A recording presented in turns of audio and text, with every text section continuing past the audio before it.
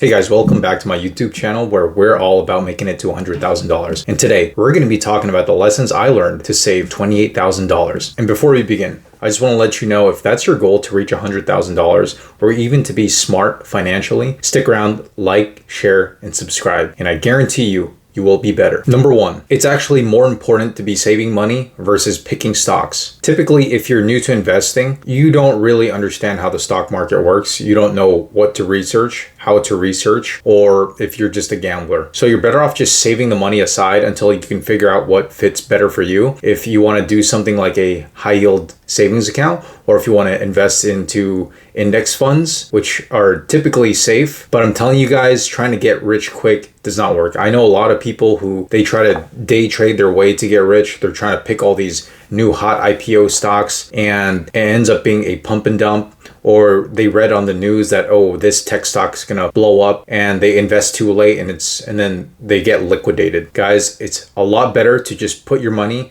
in a safer account than to take a risk with it if you don't know what you're doing. Number two, consistency beats motivation. So this is something I had to learn the hard way. Before, when I started investing, I would just invest money whenever I felt like it. Whenever I felt bored, whenever I just needed something to jolt me up for the day, I would just put in money into the market. Obviously, it wasn't effective. So I created a set of rules for myself. And that was to, number one, invest every day. That also includes weekends. Number two, it had to be at least $100. So that beat putting a couple $100 into the stock market every other week whenever I felt like it. Because with these rules, you can't break them. You have to make sure that you follow your rules, guys. Because not always do we feel like doing what we need to. We don't always feel like cleaning. We don't always feel like we need to be cooking. And how is that any different from the stock market if you know you should be investing? So create yourself a set of rules and then follow them. Number three, progress feels slow, guys. And I'll give you an example. When I was starting from zero, reaching my first 5,000, it took a while. And then next thing I knew, I eventually reached 10,000. And that didn't take too long. I was like, what the heck? Next thing I knew, 15,000. Next thing I knew,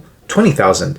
Everything just kept going. When you're starting out in your investing or saving journey, you want your immediate result. Okay, you think you're just gonna have this 100 grand and you get impatient and then you get unmotivated and then you stop. You have to be in this game long term. And if you're able to start earlier, you're at an advantage because you have compounding interest on your side. And next thing you know, you're gonna hit a goal you never knew you could have ever hit. Consider the analogy of weight loss. You can't lose all your weight in one day if you want to lose fat. Like for me, I'm trying to lose weight and I'm finally starting to see results. My jawline is coming back and all I had to do was just eat 1,500 calories every day. Okay, it's been a week. It's very slow, but I can see the result. But the first few days, I was extremely frustrated. You just have to keep on that grind and be disciplined. Number four, guys, lifestyle inflation is the enemy.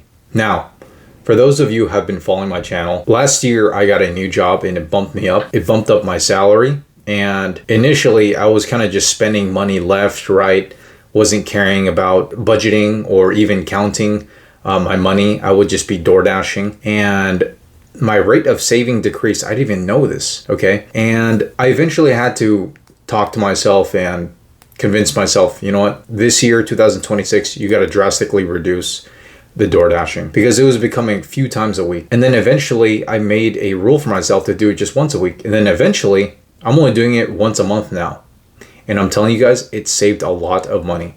When you have to consider the food itself, and then you have to consider the delivery fee, and then you have to consider DoorDash's cut. And then you also got to consider tip. It adds up, guys. So when you guys start making more money, let's say you have a side hustle, let's say you get promoted, let's say you work overtime, it's very tempting to just spend it. And perhaps maybe you should enjoy just a little bit initially, but then after that, you have to be very serious about saving it, putting it aside. Number five, guys, to reach $28,000, investing was a lot more emotional than I thought. I thought I was just gonna keep putting in money and then it was just gonna skyrocket. No, okay, you're dealing with the lows, you're dealing with the highs, you're dealing with the drastic drops, you're dealing with boring flats, especially initially. You really don't see any result until you have a large enough capital. And for many of you guys, that may be a while until you see that. My recommendation to you is just be patient and then just keep putting in money.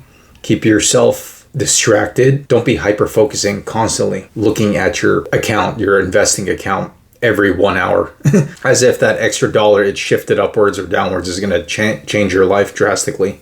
So guys, don't get so obsessive over this. It's a very emotional activity. Number 6, guys, now that I have 28K, people don't talk about this. And yeah, maybe it's not a lot of money, not at least for my long-term goal, but I don't really stress. Like if my car breaks down and I need a new engine, I can afford it. If I need to get a hotel emergency, I can afford it. If I have a health emergency and there's a medical bill, I can afford it. So I'm not only trying to compound my money, guys, but I'm also trying to give myself safety. And I've even set aside an emergency fund. So it's actually helped me be more responsible, and you're not as stressed as much. You know, you hear about those people who are paycheck to paycheck for their rent. And I knew I just didn't want to be under that position. For those of you going through that, it's not comfortable. You're unsure how your life's going to be if you can't come up with the rent money. So my suggestion to you is just make extra money and then put that money aside until eventually you have a certain amount to where you can be comfortable. Imagine, guys, if you have multiple hundreds of thousands of dollars